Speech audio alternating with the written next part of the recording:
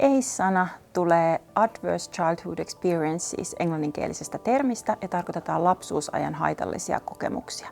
Ja niihin on perinteisesti laskettu erilaiset väkivallan kokemukset, laiminlyönnin kokemukset ja erilaiset kodin hankaliin haastaviin olosuhteisiin liittyvät asiat, esimerkiksi vanhemman mielenterveys- tai päihdehäiriö, vanhemman vankeustuomio, vanhemman kuolema ja joissain tutkimuksissa avioero.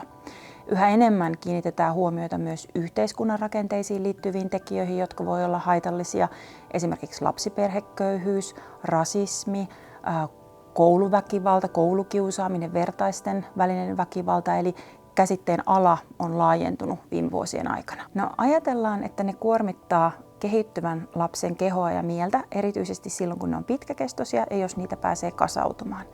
Ja tutkimukset on osoittanut noin niin kuin väestötasolla isoissa aineistoissa, että ne lisää riskiä hyvin monenlaisiin huonoihin kehityskulkuihin. Puhutaan me sitten fyysisestä terveydestä, psyykkisestä terveydestä, akateemisesta suoriutumisesta, rikoskäyttäytymisestä tai sosiaalisten suhteiden vaikeuksista.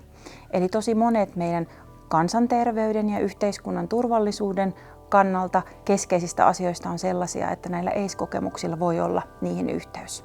Mutta yksilötasolla me ei koskaan voida niiden perusteella ihmisen elämänkulkua kuitenkaan ennustaa. Kun me halutaan lievittää ACE-kokemusten vaikutuksia, niin on tärkeää kiinnittää katse suojaaviin tekijöihin.